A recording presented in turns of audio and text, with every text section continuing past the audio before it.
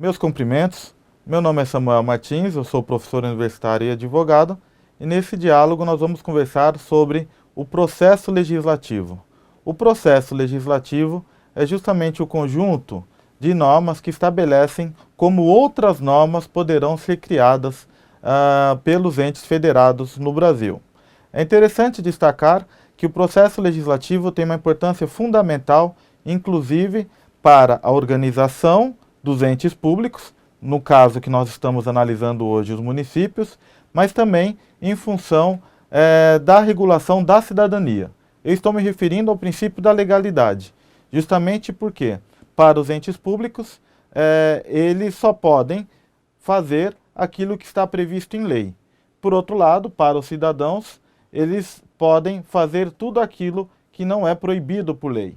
O que eu quero dizer com isso? Eu quero chamar a atenção dos senhores para o fato de que o processo legislativo tem uma importância fundamental nos regimes democráticos. Na nossa organização, nós podemos destacar que o processo legislativo é composto por 3 fases. A primeira fase leva em consideração justamente quais os órgãos ou os entes que detêm competência para deflagrar o processo legislativo. É justamente por isso que essa fase é denominada de fase iniciativa. É importante destacar, portanto, que algumas temáticas serão de competências privativas. Posso destacar, por exemplo, do Poder Executivo, ou, em outro aspecto, o Poder Legislativo com competência privativa para projetos de lei a respeito do seu próprio funcionalismo. A fase iniciativa diz respeito exclusivamente a quem detém a competência para assinar o projeto de lei.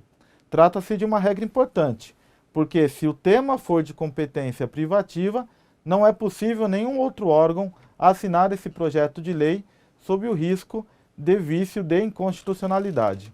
A segunda fase do processo legislativo é justamente denominado de fase constitutiva, que é composta pela deliberação parlamentar e pela deliberação do executivo.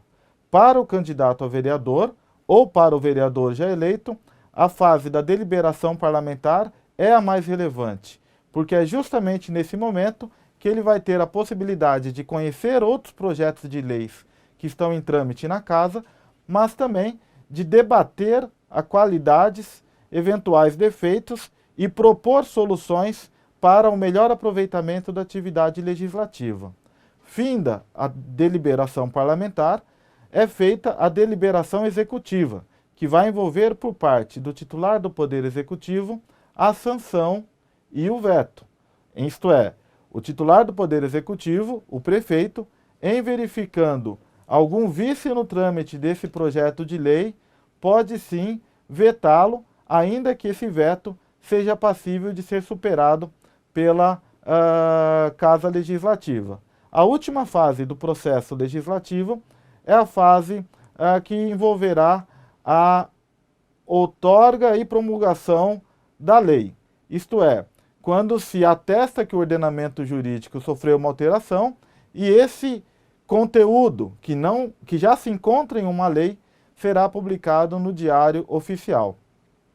Um outro aspecto que eu quero destacar com os senhores é justamente a temática que diz respeito às técnicas legislativas.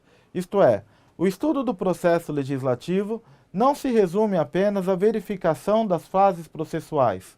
A elaboração das leis envolve uma técnica sofisticada que podem sim significar um real aproveitamento do funcionamento da Casa Legislativa ou, em alguns casos, até mesmo um aproveitamento não adequado. Isto é, o ato de elaborar a lei pode ter repercussões bastante significativas no referente ao exercício da cidadania, desde que observado as questões referentes às competências do Poder Legislativo, daquele ente federado, no caso desse diálogo que estamos tendo, os municípios, a competência para deflagração do processo legislativo, como também a competência em relação à matéria. Em que pese pareça um conjunto bastante grande de regras, o fato é que elas sendo observadas, isso terá um potencial significativo de valorização da função da atividade legislativa e de contribuição para as relações entre os poderes, seja no âmbito municipal, estadual ou federal. Muito obrigado.